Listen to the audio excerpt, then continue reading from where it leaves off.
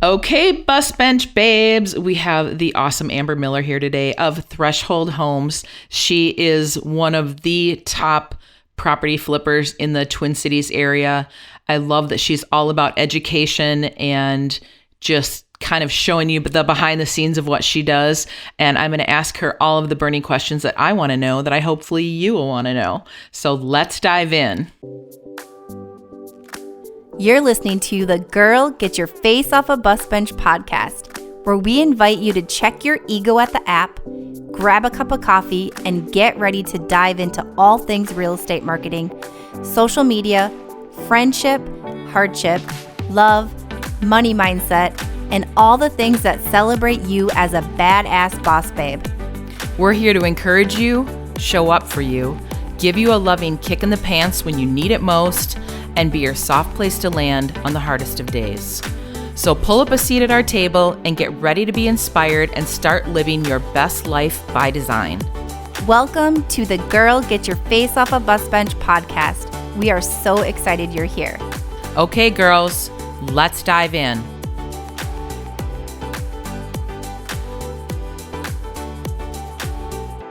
Welcome, Amber. Thank you for being here. Of course. I'm so glad to have the opportunity to chat today.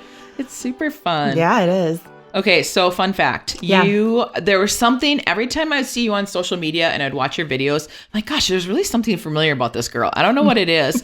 And then you and I were messaging back and forth on Instagram one day, and you had mentioned something about wearing the spotted vest at Gatlin's at the Mall of America. I'm like, yes. I worked at Gatlin's. So we worked there at the same time. It was owned by the Gatlin brothers. It was the country bar that was at the Mall of America when it first opened up. Yeah. And I don't know. I still don't remember. You and I had to have worked together at some point. I worked in the restaurant and you worked in the nightclub. I did, yeah. But they were joined. They were connected, yep. So isn't that weird? That Did you is work there weird. when it first opened?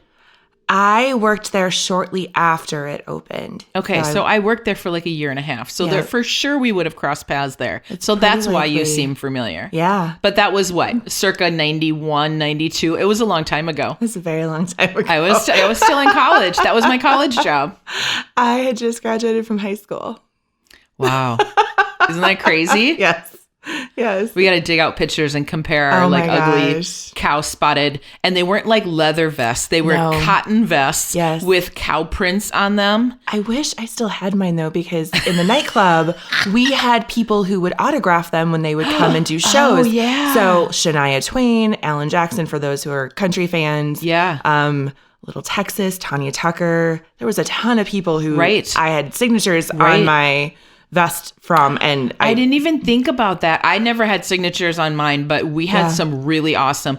I hated country music, and my roommate at the time, I said, she's like, "Oh, I'm so excited you're gonna work at a country bar," and I said, "Julie, it's gonna be a cold day in hell before I'm like into country music. I hate country music so much." And literally like a month after I started working there, I came home from work and I'm like, well, hell must have frozen over because I'm kind of liking this country music thing. Okay with it and I've now. liked it ever since. Yep. It's a life changer, that's for sure. It's awesome. Yeah. Oh yeah, your autograph vest. You could sell that thing now. I'm pretty sure it's long gone.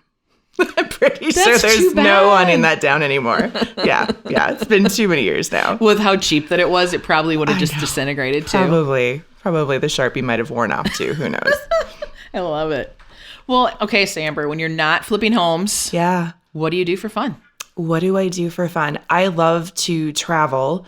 Our kids are a little bit older now, so that's become a bit easier.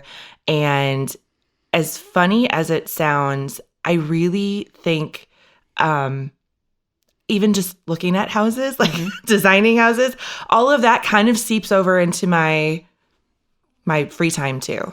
So do you do that when you travel? Are you guys like, oh, hey, well, let's go look at some houses? Every place we go, we're looking at houses. Yeah. And just like looking at the markets, looking at what's going on. Airbnbs, short-term rentals are a really interesting thing to me right now in some of the places we've gone, and just seeing what's happened over the last 2 years. And, it does carry over a little bit into what weekends. Occupational hazard. Most weekends, yes. If I'm not doing something with the business, then, Parade of Homes is something I enjoy. So it's really something that kind of encompasses a lot of my time.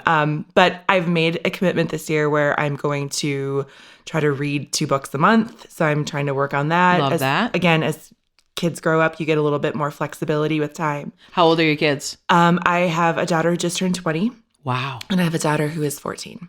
Oh yeah, you're kind of on the. You don't have babysitters no. anymore. You're like, I No, could we leave don't you have home to alone worry about for that. a while. Yeah, we don't have to worry about that. So, yeah, but a lot of still what I try to focus on, is just kind of still having routine, even when we're traveling, and just, doing the things I normally do at home in the morning. So exercise is a part of my day. I try to meditate just because you need that peace.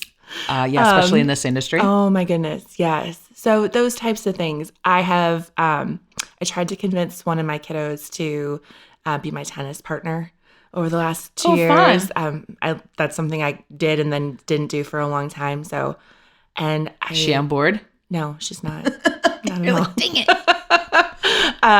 And so, yeah, so I think I'm really focused on finding a hobby this year. That was one of my goals. But to be seen, I guess, or to be determined exactly. We're what only that in goal Q2. is. You have plenty of time. I know, right? Oh, okay. So the burning question of the hour, like, Yeah. where did this all begin? So you flip homes full time, like this. You just celebrated your 9-year anniversary of flipping homes full time. Yeah. So it all started, I'll say for a good amount of years, I had some level of interest in just seeing what people were doing with this business. And when I talk about that, I mean, this was even before it wasn't even on Right. HGTV back then. I think there was a show on A&E. I honestly used to watch Bob Vila on Yeah. Sunday mornings. We just, like, my husband and I, that was just something we would do. We thought home You do improvement really and renovation. beautiful houses. Yeah, he's gorgeous, Yeah. right? He's kind of the OG when it Yep. comes to this type of stuff as far as renovation goes. So all of that was always really interesting to me. I didn't have a background in real estate and design, renovate, nothing like that. What was your background? I actually was in financial services. Wow. So Totally different. Totally different, right? And so I always kind of had this interest, and it was kind of in the back of my head. And at the same time, I remember as I was finishing my degree in college, I remember being on the shuttle and going to campus to take class. And I remember thinking to myself, I know this is what you're supposed to do. Like, everybody, you're supposed to go to college. That's what people tell you you're supposed to do. But I would sit in that bus and I would be like, but what business am I going to start? And so that's probably where the entrepreneurial part was. Yeah, like, so you weren't even thinking about nagging. who you were going to work for. You were like, No. well, what am I? No, Yeah. it wasn't even. It was the seed was already there. There was a seed that was there. And so I did the college thing. I got a job and I started my corporate career. And about, maybe like 5 or 6 years in, I started to realize that no matter what you do in that type of environment, you're always really, your future is determined by other people to some extent, right? Yeah. So you can be an excellent employee, you can do everything right, you can have tenure, you can be a leader, and if they decide to reorganize a department, you might be on your way out with a box. Right. And so I worked for a company where that was something that we saw quite regularly every couple of years. And I went through an experience where I was on a team, and I'd been there for 7-8 years at this point, and we knew there was going to be a restructure, and our manager said we were fine. The next morning we walk in, he pulls all of us to a conference room and says, I need everybody to line up outside. 2 of you are losing your jobs today. Oh my gosh. What we found out after that fact was he had gotten a call from HR the night before. He had been told his department and team were safe. They changed their minds. sucks. And so That's horrible for him literally, and he horrible told for all us, you yeah. guys. So literally he told us they brought him into a room, and on a conference table was every one of our personnel files. And they said, pick 2. Doesn't matter which 2. Oh, that sucks. Right?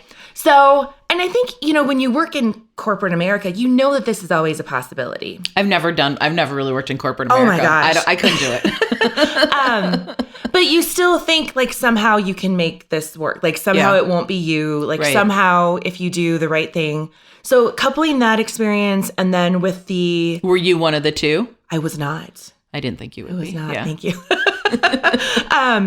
But at the same time, it was a pivotal moment for me because I thought to myself, then that entrepreneurial thing came back where I was like, okay, my future right now, though it might look secure and people might feel like they're secure when they have this position in a company, I know that it's not. I know that it's somebody else determining whether or not I come back on Monday morning, whether or not I get a raise, whether or not I get a promotion, how much I'm worth. Like those types of things all kind of started to weigh on me. And I was like, gosh, you know, I need to go back to that entrepreneurial thing and figure this out.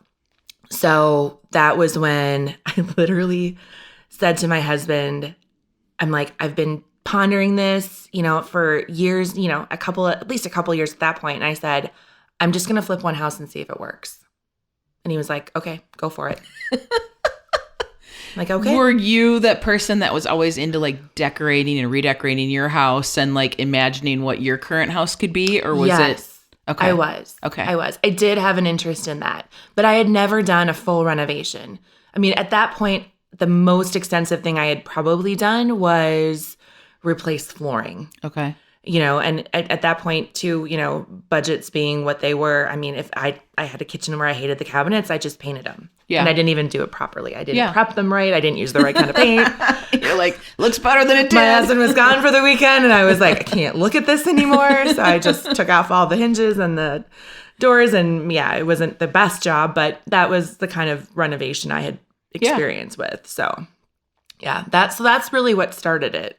So where was your first property? Tell me about your first property. So the first property I ever bought was, I actually had a partner that I purchased that property with. Coincidentally, it was somebody that I worked with at my corporate career, who I actually think was the biggest catalyst for me starting, because they kept coming back to me. They had invested $25,000 in a real estate investing course. Wow. And they kept coming back to me and they said, hey, we bought this, I got this real estate course and I think it'd be really interesting for you if you want to go halvesies on it. And I was like, no, like I'm not gonna, that's a lot of money. Like I'm not gonna do that. And they came back like 2 or 3 more times. And the last time they came back, they said, look, let's just buy one house together and flip it. And we'll pay off the $25,000 course that I paid for. And we can decide then what we want to do. So that's what we did. Wow. So we did that course.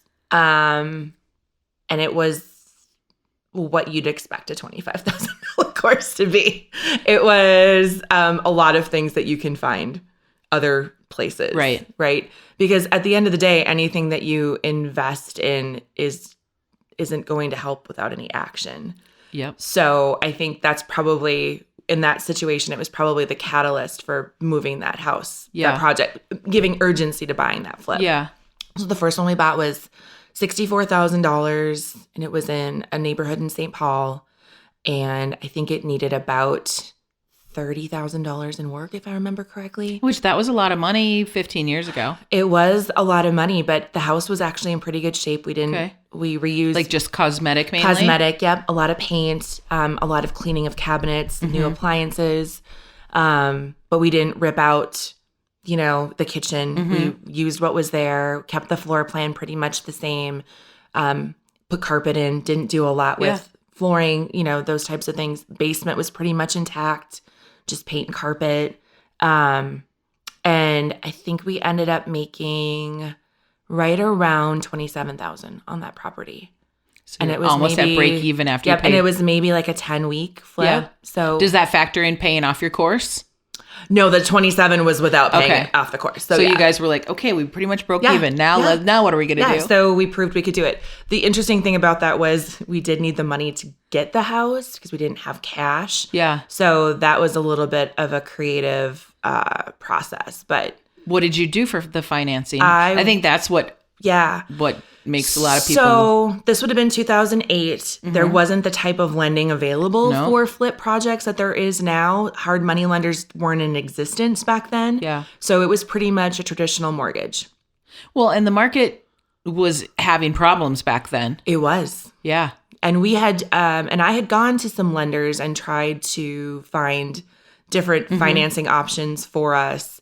And nobody was really interested in flips. No. And I had lenders tell me, we don't have an appetite for that, especially when you don't have any experience. And we don't have an appetite for that with the market being what it is. But if you want to buy rentals, we'll happily do that. And I was like, well, that's not what I want to do. So we had to figure out a different way. I did something that probably most people would cringe at, in that I took a cash advance check from a credit card with an extremely high limit that I didn't have a balance on, and I wrote a check. Yeah. And that's where I got my funding for my portion of the mortgage and for the renovation. Hey, it worked. It did work. Yeah. And I think that's where people sometimes get stuck, not even getting started, is they only seek funding options in one or two arenas. Like traditional methods instead of Correct. thinking outside the Correct. box. So I think Yeah. that's an indicator of the motivation, right? Right. So if you really want to do something, you Yeah. find a way to do Or it. their threshold for risk. Or their threshold for risk. Correct. So again, in alignment with that, I was very aware that while that check was out there funding that flip, we were going to have an additional payment every month that we hadn't counted Yeah. on. And I made sure that we had that covered, Yeah. and that we were comfortable knowing that that might not come back, or if it came back, it might be over a longer period of time than we would like. But we were okay with that. And your husband he wasn't that risk adverse. He's No, like, not at all. so he obviously believed in you. Obviously, yeah. And I think I think there's an opportunity too. People tend to focus on one scenario, and in any situation, any decision you make, there's three outcomes, right? Easily, You're either yeah. going to be in a better position, Yeah. same position, or worse. Yeah. In one of those situations, it's not great, but in two of them, it's fine. You didn't lose Right. anything, right? That's a great way to look at it. Do you view everything in life like that? I don't know, Maybe. but when it comes to the business, I do. Yeah. Yeah, I just think that, and I also will say too, I've known people who haven't had successful flips and didn't come out financially the way they wanted to. They had a loss, and they might not have come out with more money, but they came out with more experience. They then carry to another project with them, and they don't make those same mistakes twice. That is absolutely what happened to me when I bought a house and then the market crashed. And I lived in it while we were going to renovate it. Same thing. I absolutely lost my ass on it. But Yeah. the amount of knowledge, I probably couldn't even pay a college education for what I learned. Yeah. So it's funny because I sent out an email. I have a weekly email that I send out with a link to the blog post that I do. And so the one I sent out this morning was, what did you want to be when you grew up? Because I don't think anybody grows up and is like, oh, I want to find really awful houses, right? That I can negotiate a discount on and renovate them and hire contractors. Like, people don't think that, No. even when I was a kid, I had no idea. But there's so much value in this that it almost feels wrong to call it just one thing, because it's project management, it's leadership, it's hiring and firing, it's, time management, it's budgeting, so there's so many aspects of it that come together for it to be successful that it feels like you kind of shortchange it when you just say, oh, it's flipping. Yeah, because I don't think people, even if you just say the word, none of those things that you just listed come to people's mind. Right. They just think you get to pick out pretty paint colors and Sure. tile and light fixtures. And you're like, oh, yay. Right. They don't think it's actually a career. You're running an organization. Yeah. You're an entrepreneur. Yeah, absolutely. I love that. Well, something else I love about you is how important education is to you. Yeah. And you are always educating people that want to be educated about flipping. Like, where did that passion come from? So that was something that about 2018, I started to realize there was a lot of people on social media kind of sharing their businesses and stories, and not so much flipping specifically, but I had just been in the last 3 or 4 years prior to that, so like 2012, 2013, I had started to get asked to speak at different investor events with banks, lenders, vendors, that type of thing in the Twin Cities here. And what was so interesting to me was I'd be on a panel and I'd be the only woman. Of course. And it wasn't just one venue. I mean, that was literally what it was almost every place I went. And I thought that was interesting. And then I thought about what I was looking for when I got started, when I was trying to educate myself. Because, of course, you're in that, I'm going to devour every piece of information I can find because I don't want to be unprepared. But what I found was everything online, it seemed that everything was very centralized around the profit and how much you could make in a month. And it was usually people who didn't look like me. They weren't moms. They didn't have corporate careers. They weren't looking for something to figure out if they were, maybe in the wrong career path, right? I didn't have a desire for a Lamborghini. Yeah. And I wasn't wearing short You weren't like a suave Italian looking guy? Correct. And, I wasn't the guy that, you think is going to swindle your grandmother. Yeah. Right? So I really felt like there was such a disconnect when I started to put all this together. And then I mentioned to you earlier, I started flipping so long ago in 2007 and 2008. That was before Instagram was even a thing. Yeah. Instagram came out in 2011. Yeah. I didn't think people were really interested in the process of flipping. I knew everybody liked the end product, right? But I didn't realize that I had my head down and been building a business for years. And so I thought to myself, there's an opportunity to share things with people about this process so they don't have to feel intimidated by it, so they know that they don't have to fit into a certain mold to be successful to do it. And it doesn't have to be something that right away you're like, okay, I'm going to quit my job and I'm going to go flip houses full time. Right. You can create the speed and the business that you want and set your own pace. It took me 6 years before I went from flipping houses part-time to doing it full-time. So you were still worked your corporate job for 6 years? I did. And then nights and weekends? Yeah, I flipped houses. I love that. Yeah. Were you actually swinging hammers or were you more managing crews? So I have done demo. Yeah. And I don't like it. But in my defense, I have done demo in some really, really icky houses. Well, yeah, you got to start somewhere. I'm talking like you're pulling up carpet that is only supposed to have tack strips around the perimeter, and you've got every inch and a half with a staple. Oh. So as you're pulling it up, right? And it's the original carpet that's been there for 50 plus years. And it's every time you pull it, right, it is like there's those little snaps as staples are coming out and more stuff is coming out of the carpet. It was gross. And also paneling in basements where their paneling was literally glued to a concrete wall. No insulation behind it, and the basement's taken on water over the years. That kind of demo is not so fun. But I did it because I wanted to know what the process was. I wanted to understand it. I've also done some things, and these are all in smaller projects. But what I've come to realize is when you have projects, if you want to be efficient and run it as a business, it helps to look at your time cost of money, right? Your time, you might think you're saving $1,500, but if it's keeping you from finding that next flip, it's probably better that you go find that flip and have somebody else do the demo for you. So are you truly saying you don't do a lot of I don't anymore. Really? Yeah. Not even paint or anything? No. That was me in the last flip where I'm like, oh my gosh. I was doing it when I wasn't selling houses. Yeah. And wasn't recording podcasts. Yeah. Yeah. Nights and weekends with my parents and hubby and I. And I'm like, this probably isn't the best use of my time. No. But I know exactly what brush you'd need to cut in with. Right. Because I have painted, but it's much better for me at this to be in the field looking for your next one. To be doing the other things that I do that nobody else can do. Yeah. And then also, somebody who can go in and spray a house out with paint is going to do it much faster than I could.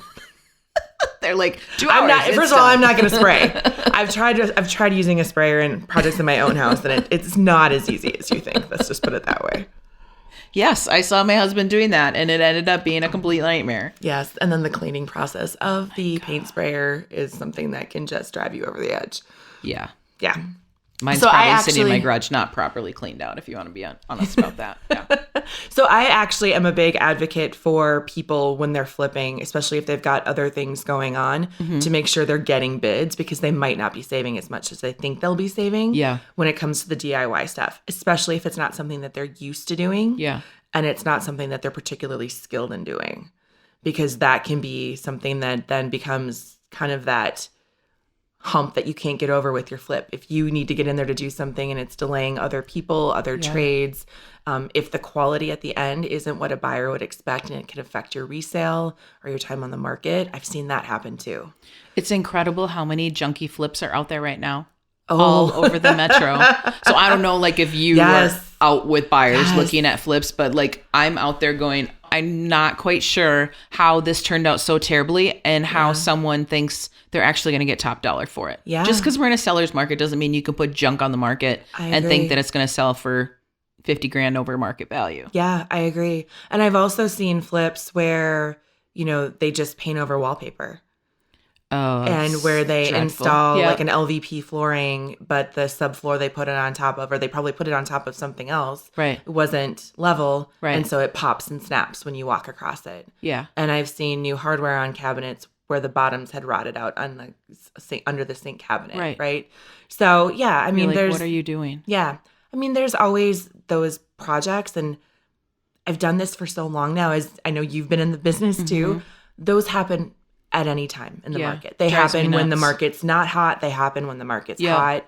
Because That's somebody's trying to make a quick buck and they're just Somebody's being trying to make a lazy. quick buck, They're yeah. not taking off hinges before they just go and paint everything Yes. and doorknobs. And you're like, this doesn't take that long to do this right Yes, that is and have true. it look good. Yeah. So one of the things, actually, one of the reels I did on Instagram was I was walking through that flip, and I was like, here's ways to spot a flip that's not. Oh, really? Not I great need to go quality. back and look at that. And it actually, I had a ton of comments about it because I think people who are interested in real estate and renovation often will follow, they might not be flipping right now, but they might be looking at houses for themselves, or they might be trying to find a fixer upper of their own to, build equity in and improve over the years. So I think sometimes that education aspect is appealing to people, just to be able to spot those things. Because I know when I bought our first personal house years ago, I had no knowledge of real estate at Right. all. I mean, we bought a house that had a furnace that was 12 years older than we both were when we bought the house. And no inspector or agent, that was a problem. That was crazy. Right? It's crazy. And I always tell buyers, like when I walk into a house, I'm like, you're going to look at the pretty stuff and I'm going to look at the stuff that's going to cost you a bunch of money. Yeah. And that's how we're going to do this. Yeah. And then I'm going to point out things that would be concerning to me if this were me thinking about buying this house. And they're like, oh, thank God, this is relief. Especially if you're working with like a first or second time buyer that haven't been down that road enough and maybe parents aren't helping them. Like, I don't want to get that phone call after the sale that I sold them a crap house because I didn't do my job. Yeah. And I think too, there's a savviness now to buyers as well, that talking about the cosmetic stuff, right?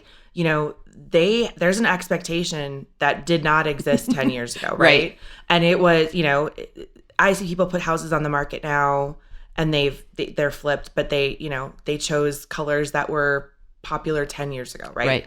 So, they do the. Let's be honest, it's usually the guys that are flipping the properties. I can almost always tell when a woman was not involved. Yep. It's But pretty I will say easy that to goes for spot. new construction too. Yep. So I look at those properties too. But and that's why from a seller standpoint or from a flipping standpoint, it does make more sense to pay a professional to do your tile so that it's straight, right?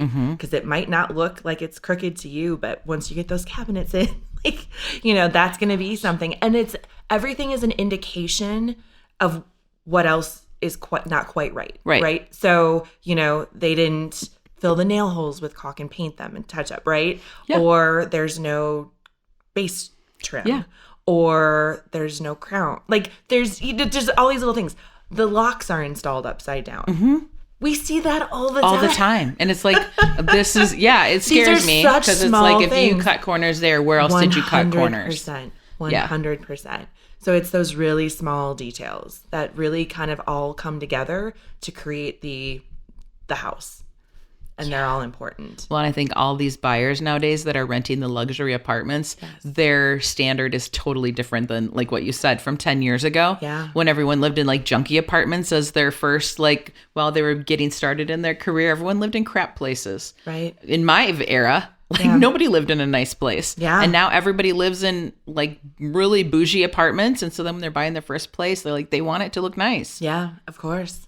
Yeah. So crazy. And people are not, and people are willing to pay for homes where they can literally move in and not have to do anything or do very little.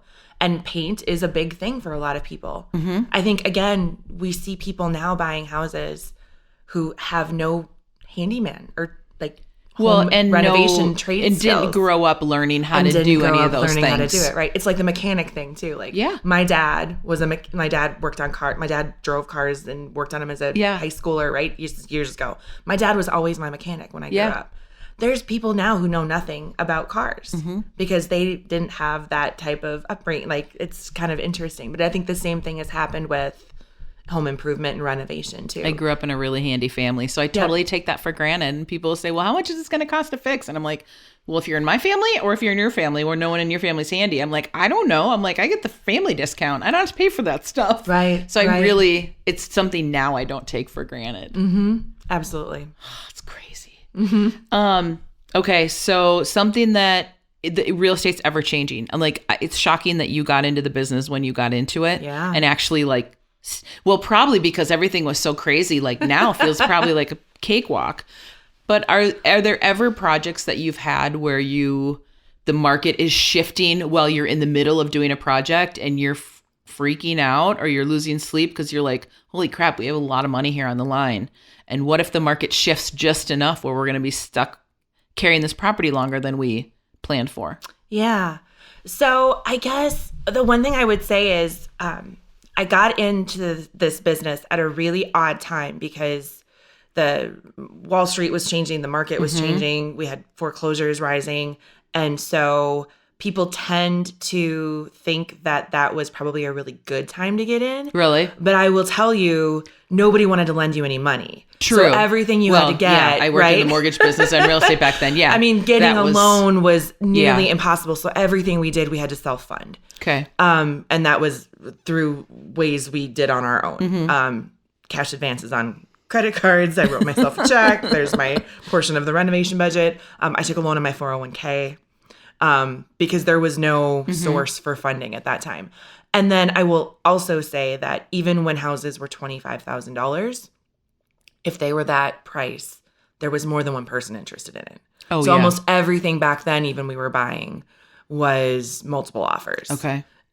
Because if there's money to be made and profit to be made, right? There's someone's always going to want to jump on right? it. Yeah. And what was interesting about that is it probably felt the scariest to me back then because I had the least amount of experience. That's crazy. And the smallest budget prices and too. the most to lose, right? Yeah. Like, if we'd had a house back then that, didn't go well and, I mean, my salary was, pretty moderate. But, that would have stung a bit. Yeah. And, but yeah, I mean, everything going into multiple offers, I was like, well, at least I know I'm in the right room, right? Yeah. Because if other people want to do this too, then that must mean that there's opportunity.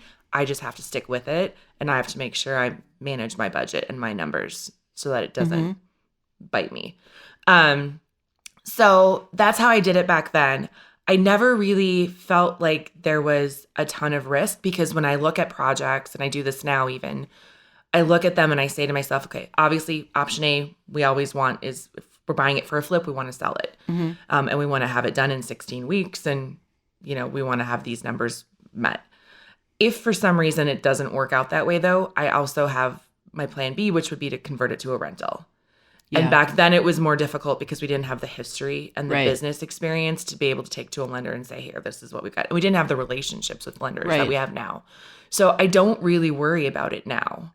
Well, in our rental, especially our luxury rental market right now is so hot. It is. And you could probably cash flow into your properties. They're so beautiful. And there's such a lack of inventory Right. too. And if you look at the market that we're in, I know every market's different across the country, but we have a lot of very large employers in the Twin Cities. we do. And we have people who get relocated here, and there's no inventory right now for houses. They can't buy a house. Right. And there's only, I think I've only found in my search one community out in the West Metro that really caters to to those types of relocations. And it's a community of single family built houses that was done 3-4 years ago.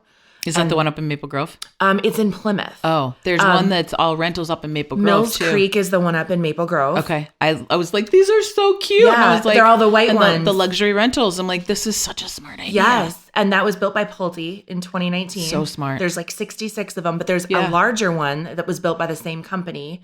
I can't think of what the name of it is. They have a 10-month waiting list right now. Oh my gosh. Because if you think about people Yeah. relocating here, if you've got a family, you want to get here, get your kids in school, right? You don't have time to, new construction's a year right now from maybe the time you pick your lot until you're moving in. Yep. Pretty close to it. There's no excess inventory in new construction. No. And we have no existing homes. So there are people that I know who have started out as flipping and then have moved to that kind of luxury rental market. So It's a totally different business model, but in this different market, it business would be model. super successful. yeah. So I think, and a lot of times people are like, well, interest rates and there's a lot of things that are always going to shift. But if you're being located by your employer, typically there's also a housing allowance Budget, that you're housing package. Yeah. that you're working with. And so it's got a little bit less vulnerability or fluctuation in that term as well. So something that's interesting. But I think about 2011, I started to notice we were seeing the market starting to really come back. And I was working in houses that were probably considered like very first time home buyer. Like maybe they were even using some housing assistance programs for down payment from the city of Minneapolis used to offer that years ago. Or that I think there was an FHA credit as well. So it all feels like it was 20 years ago, but I know it was not. But what we started to see was the houses we were trying to buy were getting more expensive, but they weren't necessarily translating in the areas we were working in at that time. They weren't moving up on the resale side as quickly in some of those lower areas, lower income areas, Right. or I would say maybe like your North Minneapolis, your St. Yep. Paul, Frogtown, over in those Yep. areas. So what I started to see was those areas seemed to be more sensitive as well from a buyer standpoint to when those programs stopped. So you'd have an influx of people who were interested Right. in buying in those areas, and then when those programs weren't available, it would slow down. The other thing I saw was there was some big hedge fund companies coming in from out of state who were buying up half the block of crazy. houses, right? And we were trying to cater to home buyers and homeowners. And so people started to get a little bit more uncertain about buying a house if they knew half the block was rental properties. Corporate owned. Yeah. Corporate owned rental Right. properties. Yep. So then I kind of made a pivot and I started to look for houses that were in more first ring suburbs. So districts that were great for schools that people were looking for, but still had affordable housing that we could buy, go in and make improvements, but had a higher ceiling and where people were willing to pay more because of that. So that's probably one of the big pivots I made that made a big difference in business.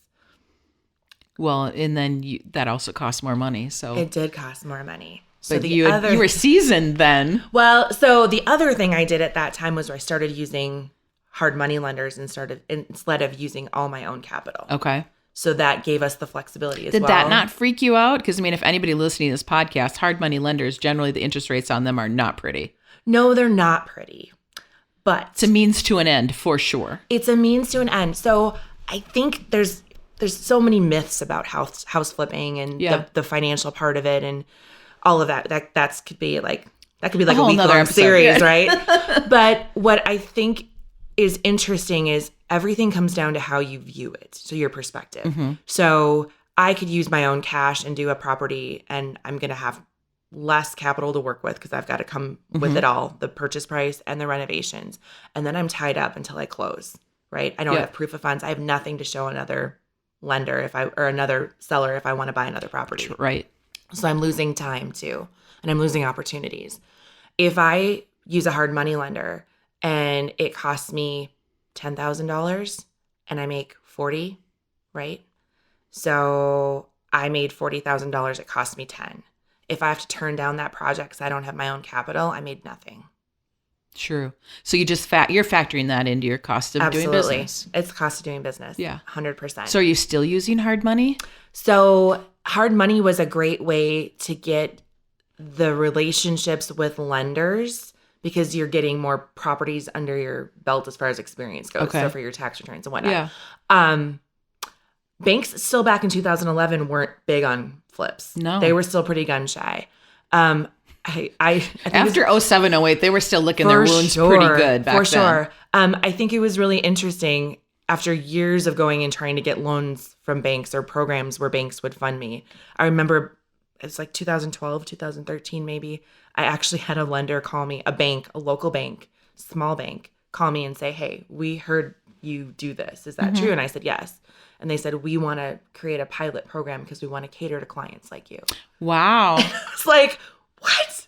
Like You're like, I've been banging your door down for years. I had never been to this particular bank, but I was like, okay, how do you know about me? Banged down every other bank's door.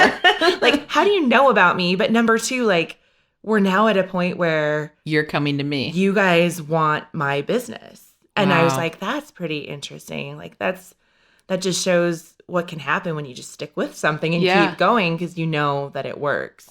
Eventually, the things around you, the environment does change. So that was pretty interesting, I thought. But yeah, that gave us an opportunity to do some different things. Yeah. Yeah. So I don't use traditional hard money lenders often anymore because I use private lenders. So I'm assuming it's a much better interest rate and...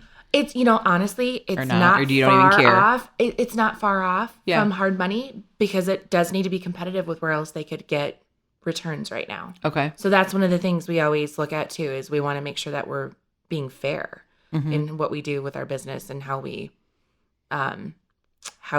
do our rates and structure our deals and all of that. So now we do a combination of commercial lending and private loans.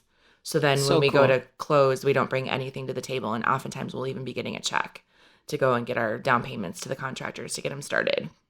Oh, I love that. Mm-hmm. It's like the best kept secret when it comes to I want to be you when I flipping. grow up. Oh my God. Okay, so how do you, you're out scouting for properties. I'm sure like that in and of itself could be a full-time job. It could, So like how are you getting... I'm assuming it's a lot of off-market stuff. Do people come to you with properties nowadays? Like, how does that all look? And how do you identify what's a good property or not? Yeah. Okay. Good questions. Okay, let me think about these. So the majority of the projects we do now are still purchased off the MLS. That's been the number one source for my projects for years. Okay. Yes. We do get referrals. We have people who know what we do and they know somebody who needs to get rid of a house and they don't want to sell it on the market. We have relationships with other agents who say, hey, we've got this coming, but they really don't want to do a traditional sale. So if you guys are interested and you want to walk through, take a look at it. I used to do some marketing to homeowners. You can run the list and get people who are like out of state owners, right? The trouble with that in Minnesota is you get a good amount of people who have an address in like Arizona or Florida and they're not really wanting to sell their house. They're snowbirds. Yeah. But we actually don't have a lot of out of state owners in Minnesota. Yeah. It's not like other parts of the country. It's not a big, yeah. And so I think that just the word of mouth thing has worked well for us. And then, with what's on the market, working with that too. There's a lot of opportunity that I think sometimes people miss because they just assume it's not there. So Yeah, that's one of the things we've done. I'm always telling buyers, I'm like, I scream it from the mountaintops. Yeah. Look at properties that have been on the market 5 days or more right now. Yeah, 5 days or People more are right like, now. well, it's ugly. And I'm like, but that's where the money lies, in Right. an ugly house that's Right. being poorly marketed. That's Right. where the money is. I always tell people too, they're like, well, the price that what they're listing for doesn't work. Like the numbers don't work. And I'm like, it's negotiable. Like Yeah. you can't ever be told yes if you don't ask. Right. So I've Yeah. bought properties from the MLS where I negotiated the purchase price $90,000 down from what it was listed at.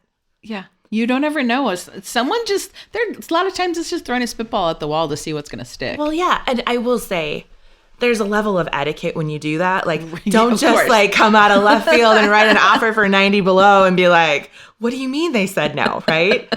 There's a whole etiquette to the agency part of this, which we Right. don't probably have time for that either. But, if somebody, likely a listing agent knows when the house is good for a owner occupant or an investor, right? Right. So if you schedule a showing and you go look at it and you're like, it's got great potential, but the price just doesn't work for me, tell them that.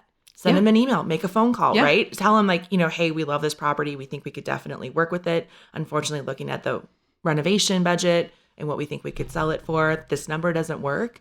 So if your seller's open, we can make an offer at a different price and see what happens. Yeah. It doesn't have to be complicated. Well, and that's as simple as like 2 sentences. Yes. And it's like you said, the answer is Yes. either yes or no. Yes. It's always no until you ask. Yes. Yeah. And the other thing is the phone is such a wonderful tool when you want to have conversations with people and really find out like what the situation is. You might be surprised. Like you might Yes. think somebody's going to be a holdout and is like, we aren't going to take 1 cent less. You might find out there's 6 kids and 2 of them wanted it for this price, but the other 4 wanted it $100,000 less. You just never know. The whole art of talking on the phone in general is gone by the wayside. Yeah, it has. Yeah, I'm definitely always has. telling newer agents, I'm like, if you want to help out your clients, you need to pick up the phone and actually talk to the other agent because you're going to be shocked at how much information that they're probably not supposed to tell you that they'll tell you every single day. Yeah, absolutely. Yeah. I mean, how else do you know if they're going to present an offer right away or if they're going to hold them for 5 days? Yeah, you have no idea. They're not going to tell you that most likely unless No. you have a conversation with them. And then that gives you an opportunity to also tell them, I would make this offer worth you looking at right now. Right. Right? Because that's a strategy too. So, Well, so how do you manage marriage, mom life, running a super successful business? Like, how do you do that? You make it look really easy. oh my goodness, I don't know how I make it look easy. I feel like every single day is just an opportunity to do something a little bit better. So whether that be I don't hit my snooze button in the morning, that's probably like one of my worst habits ever. Or whether it's just trying to make sure that I am intentional about the time I spend with my kids. Not having the phone there, not having the TV on, not having the computer open.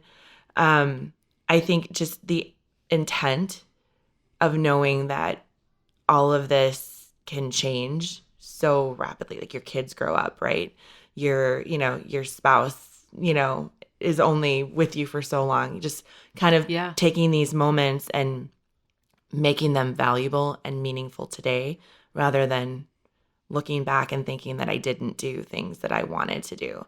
And sometimes it's not possible to do the things you want to do, but just verbalizing the intention of what you are trying to accomplish with somebody and how much you value them can be really helpful.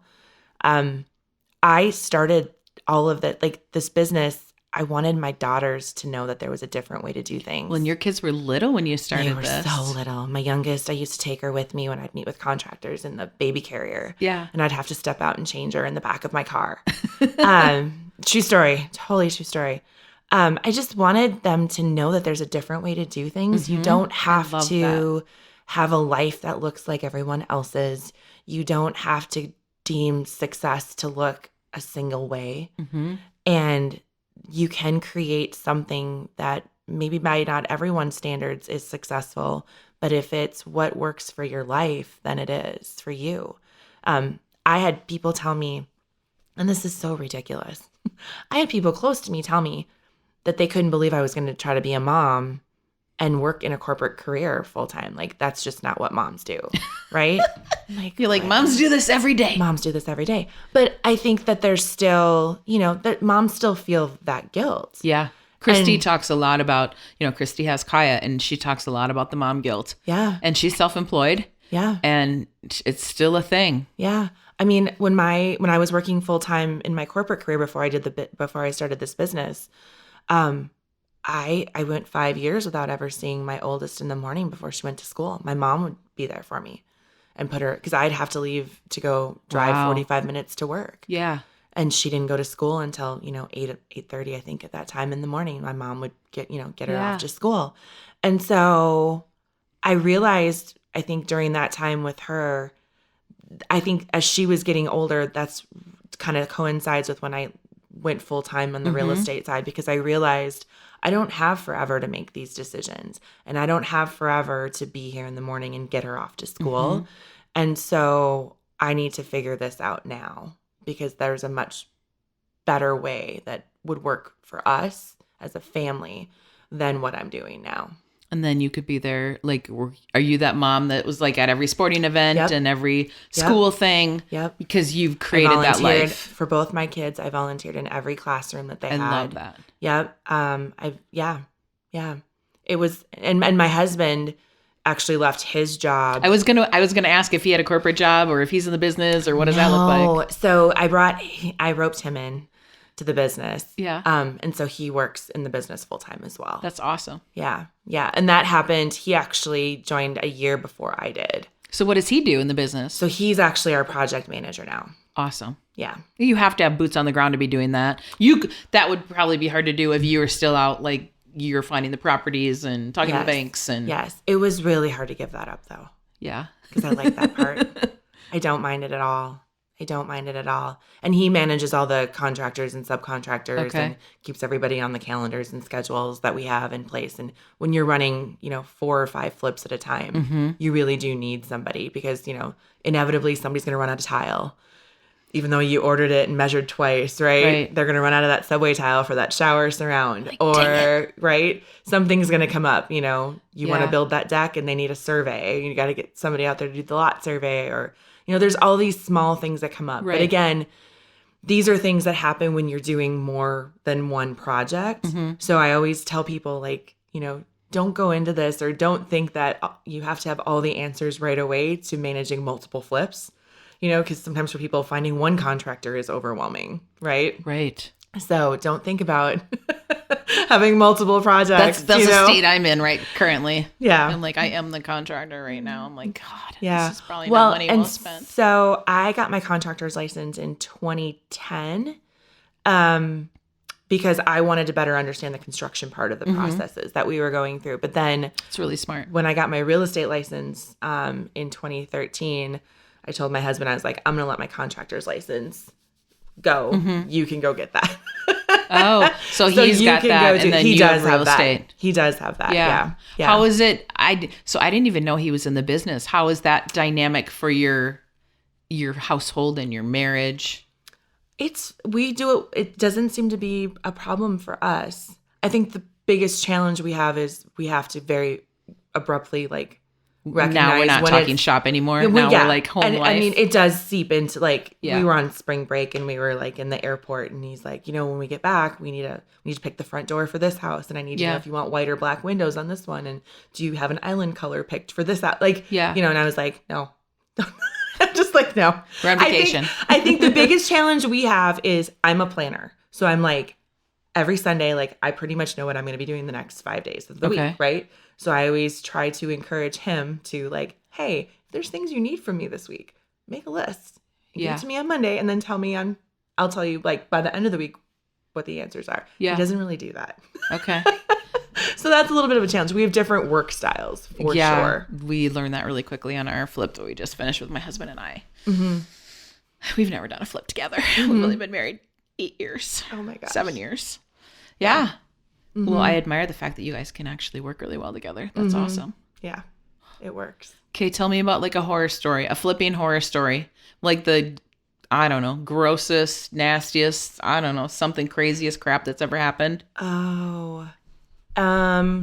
So this is really funny. So I used to find contractors on Craigslist when I got Really? started. Yes. Yeah. And I actually found some really good contractors on Craigslist. That's because awesome. if you think about it, where else do they advertise? They don't. It's don't, like word right? of mouth. They're terrible with No, advertising. it's been a long time since I've looked on Craigslist Yeah. for a contractor. So Who even uses Craigslist anymore? I don't even know. Is it still a It's now thing? called Facebook Marketplace. Is it really? I don't know. I have no idea. But this wasn't somebody we found on Craigslist. I think this was a referral contractor for us. And so, okay, this is really funny. He called my husband, and he said, "Hey, I hear you guys flip houses." And we were like, my husband's like, "Yeah." And he's like, "I've got a crew." And he's like, I work with investors. And we were like, "Oh, great." We actually had a project that we were looking to get some bids on, because we get bids on all of our projects, and we always get bids from more than one contractor, even if it's people we've worked Smart. with for a really long time. It's good. And so he meets my husband at the job site and walks through the job with him and gives him a bid, and it's like half of what everyone else had given us, right? You like red flags. Red And my flags. husband's like, I think this could work. Like, he sounds like he's pretty solid. He's got a crew of like 8 guys. And I look at my husband and I'm like, did he give you references? And he's like, no. And I go, get references. I said, we don't hire anybody. And this is something I stick to firmly. I don't hire people we don't get references from That's smart. at all. So we get, and this is like 2 years ago, we get his, so he sends over pictures Yeah. of a house that he did, but never anybody's name, never anybody's phone number.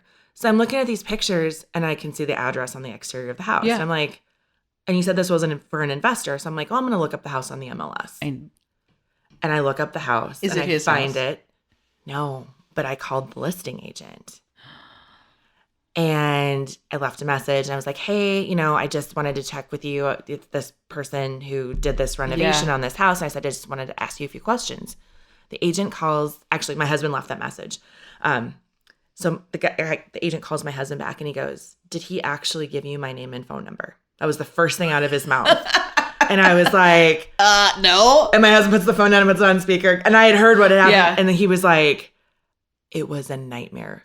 He said it was my flip.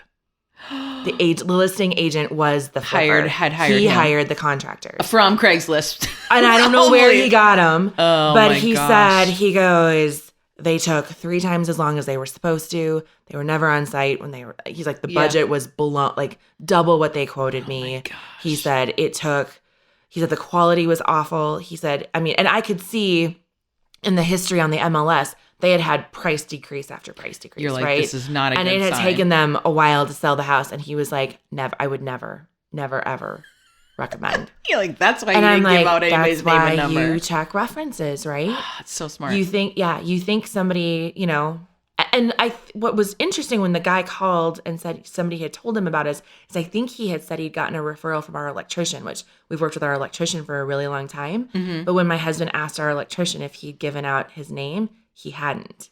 So I don't know how he found us. Yeah. But anyways, just kind of that cautionary tale is you need to be able to confirm. yeah. And the lowest number is not always the right No. one for a number of To me, reasons. that usually is almost like a red flag. It's like, what did you miss? Like, if Yeah. all the numbers are sort of ballpark and all of a Yeah. sudden you get this screaming deal, you're like, Yeah. that feels like it's too good to be Extremely true. off from, yeah. But who else is he preying on that didn't do their due diligence like you I did? don't know. That's what's crazy. You just never know. It's frightening. Mm-hmm. Yeah. Oh my gosh. Okay, what's your favorite flip that you've done? Oh, what's my favorite flip? Gosh, that's like asking which one of my children is my favorite.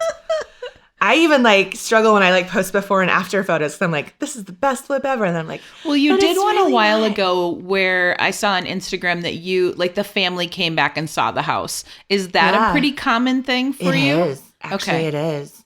And now that you mention that, we have people who sell their homes to us, even though they might be getting offers from others. Okay. Because they know we're not going to tear it down. And they know what the kind of you work we do. do. Yeah. Yeah. So I had somebody love that. actually refer to me the other day. I thought this was interesting. He has a client who wants to sell their family home.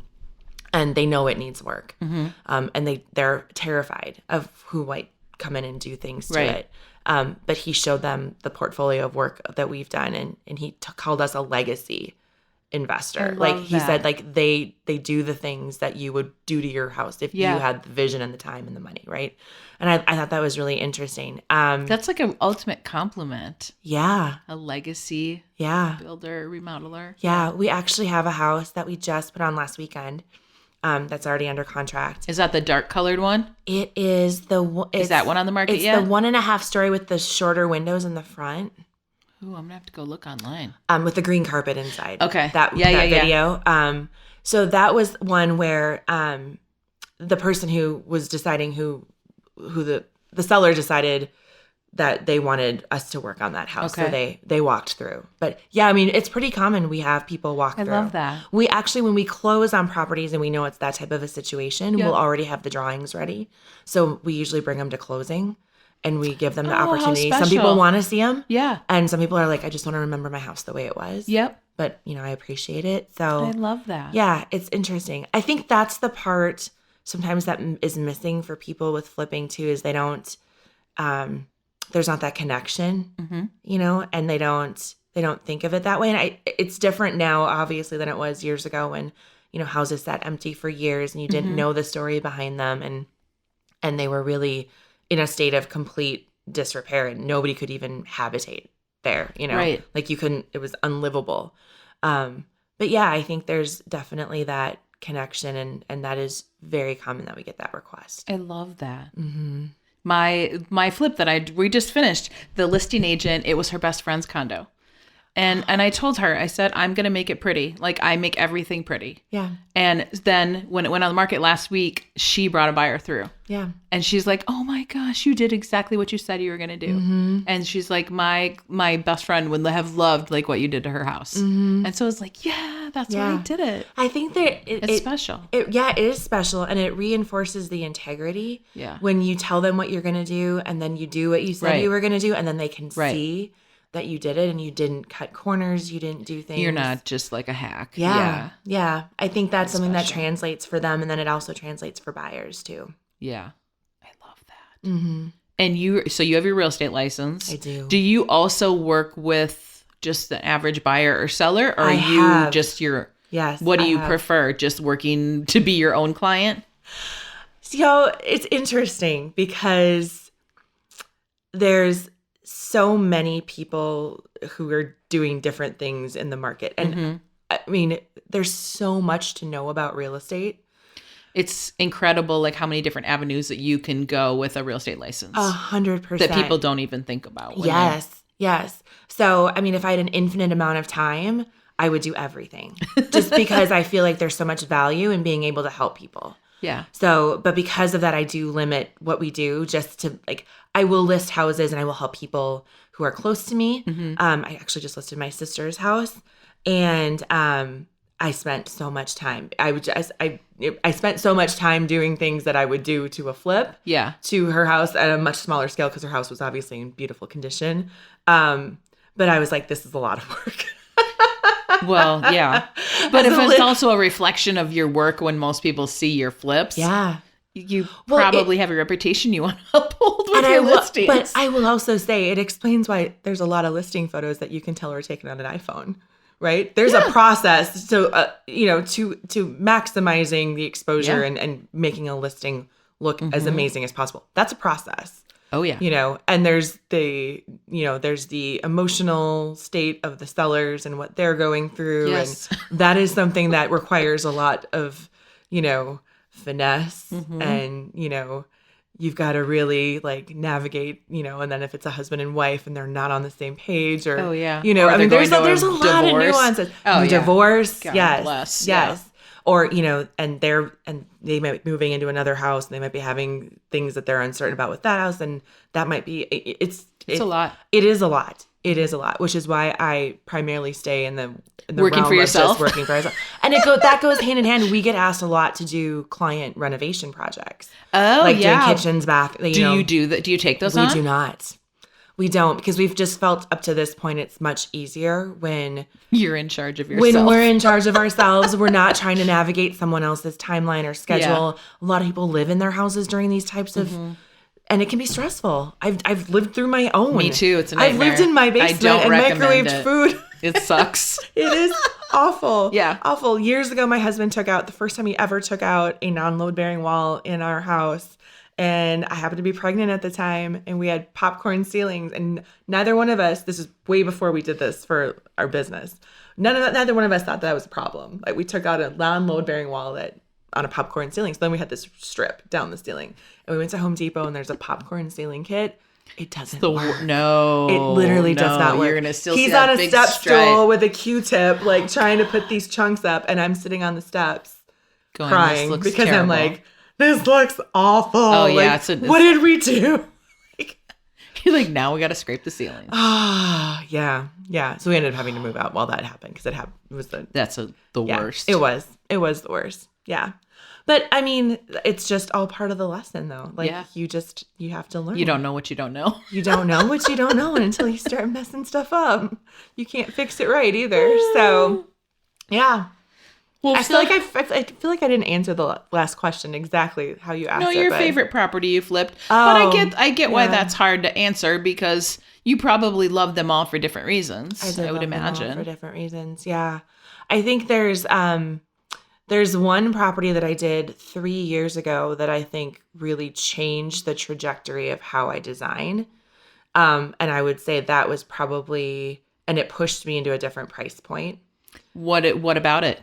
What we sold it for. No, but like, what about the design? Like, what did you do differently that you hadn't done prior? So what I did differently that I hadn't done before was I got more bold, I think, Okay. with the design. So I did it was the first one I think I ever did a dark island in. Mm-hmm. And then I had custom end panels created, and then I designed the vent hood, and we went with the vent hood and the under counter microwave.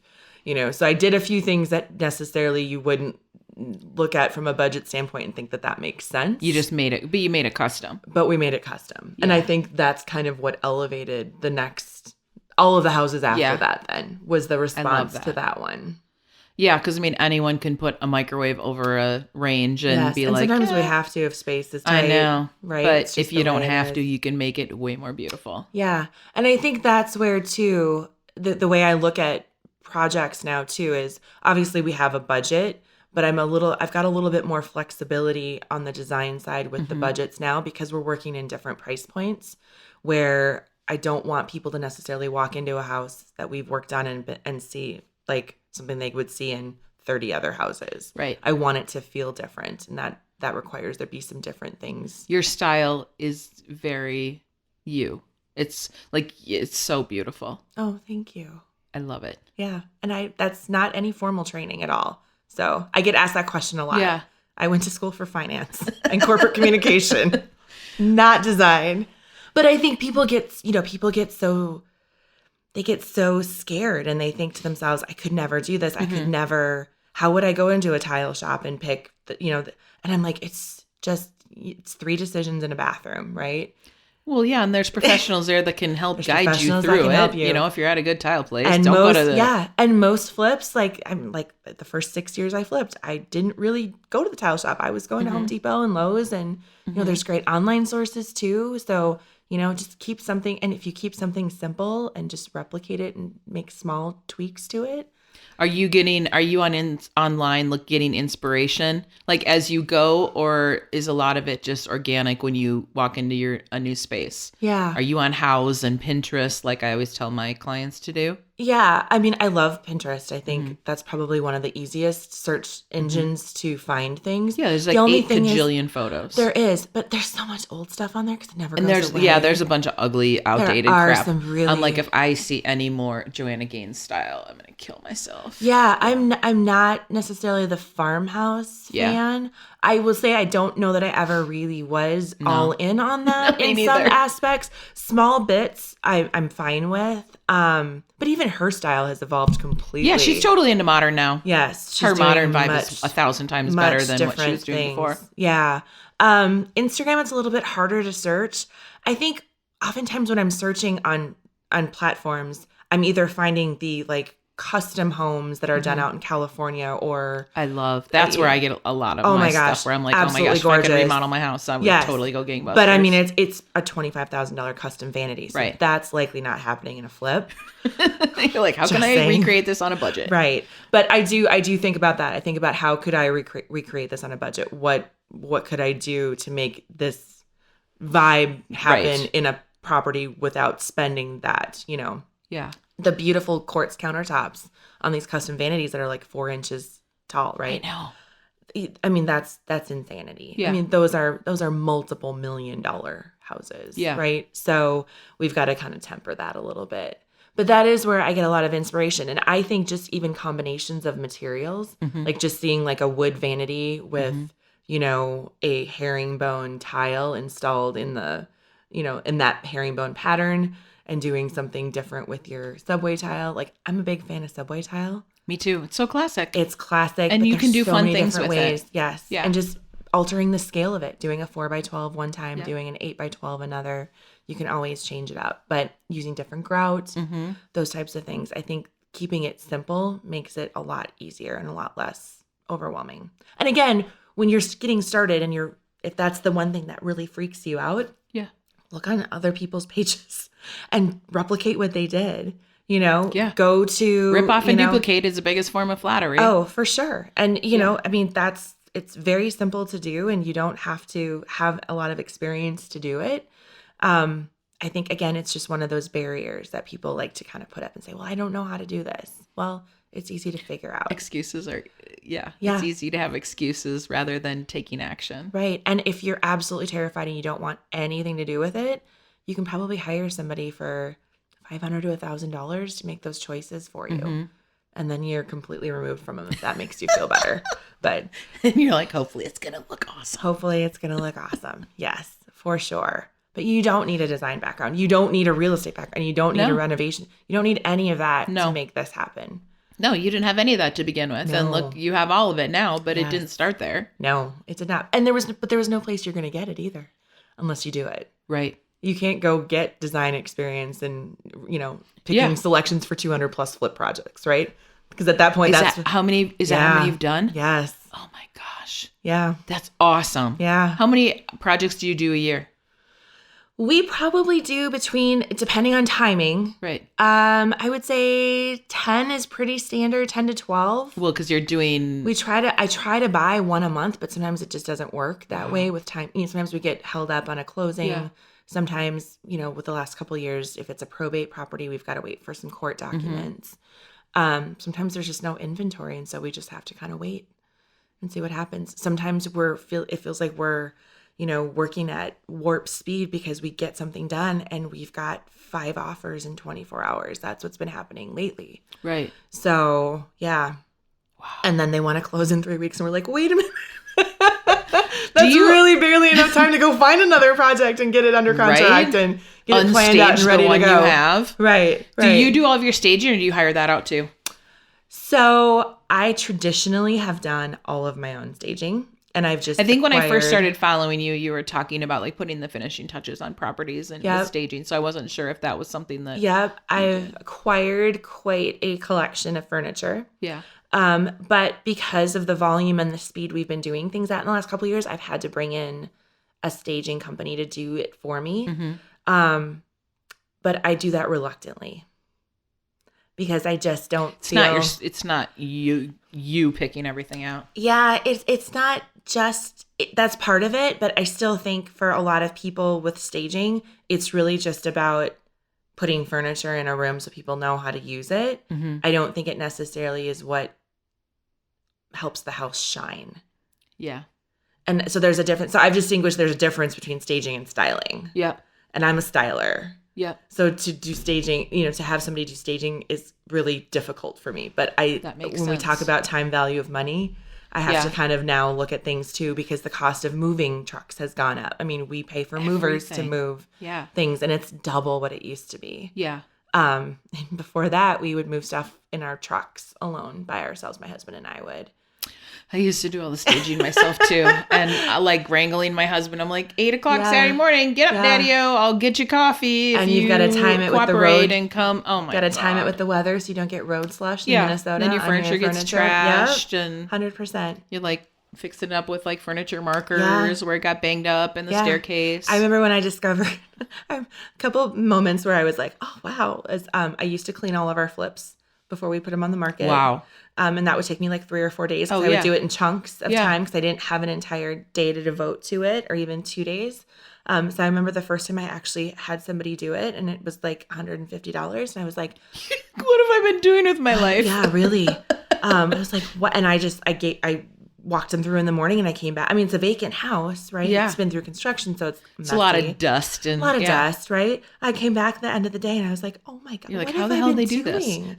You're like light bulb moment. Perspective, right? Like, I thought I was saving us money and, but at the same time it was taking me longer to do it. So you got to figure that into it. And then I remember when I felt like a freaking genius when I was like, we should hire a moving company to move the furniture and staging stuff. My husband was like, what? He's like, that's going to cost us money. I was like, well, it costs us like 3 or 4 days again to do it because you've got a truck. Right. I've got an SUV. Right. And we've got, we're trying to navigate and you can only fit certain things in your car. And then we've got to make sure it's not going to snow. And I mean, it was just crazy. And so I felt like a genius. But now we're to the point where the cost of hiring somebody to stage is almost what we're paying to have 2 rounds of movers come with the trucks and everything. So yeah, I mean, everything has gotten more expensive. There's no question at all. But, we also can't buy houses for $24,000 anymore. You can't even flip it for $24,000 anymore. You can maybe flip a bathroom for a luxury bathroom. I just had somebody tell me they got a bid for a bathroom for $54,000. Yeah, it's insane. And I'm like, wow. I had a client put out like $150,000 into their kitchen in a house in Maple Grove, and I'm like, the kitchen's beautiful, but holy. I might have told one of my kids they should learn to be an electrician. Oh yeah, any young people nowadays, I'm like, get into the trades. There's so much money in there, and you can like name your dollar. She looked at me like I had lost my mind, but I actually have a girlfriend that got out of nonprofit work and is an electrician. Oh really? Yep. Yeah, that's crazy. She's a new mama. She gets to work her own hours. She knows how to do everything. She shows up on the job site and they're like, wait a second, what is a girl doing here? Yeah, the electrician we work with, get out of the way. They have some women too. I love that. Yeah. Girl power. So cool. It is cool. This conversation was so much fun. I'm like, I know you have other appointments, but I could sit and talk to you all day long. Okay, Amber, you need to tell everyone where they can find you. Like, where's the best place to find you? So right now, Threshold Homes MN on Instagram and Facebook. And that's where you can find me and follow me and see what I do on a daily basis. I do some behind the scenes as I'm scoping out fixer-uppers. If you want to see progress. Love those. Yes. Yeah. Some of the choices I make had the transformation of the houses. And then ultimately the before and afters are always one of the fan favorites when we get those out there. And then, well, in your educational stuff, where can people find that too? Yep. So if you go to Instagram, there is actually a link in the bio. In your bio? Yep. Okay. So we do the House Flip Blueprint course. That's the 8-week program that I do a couple times a year where we bring in a group of people and we do everything online. So no matter what market you're working in, I've got students who are in North Carolina, Kentucky, Texas, Arizona, California, awesome. Right? It's so cool to have that input and that perspective in different markets because the core values and fundamentals of flipping work in any market. Just your numbers might be a little bit different, obviously, depending on where you're working. And then there's so many things that people are doing virtually as well now and partnering with people that it makes it a lot easier to do this business, even in different markets, if that's what you're choosing to do. But that's so awesome. Yeah. Yeah. Go to Instagram. Find Amber, reach out to her, and just go follow her beautiful flips. You're going to just fall in love instantly, I promise. Well, until next time, bus bench babes, keep your face off a bus bench and keep being a badass boss babe that you are. Okay, girls, are you feeling as inspired as we are? We're over here cheering you on because you just finished another episode of the Girl Get Your Face Off a Bus Bench podcast. If you want more, head over to girlgetyourfaceoffabusbench.com for show notes and more episodes. And don't forget to subscribe and leave us a 5-star review. They mean the world to us, and they're what keep us going. Girl, thanks for being here.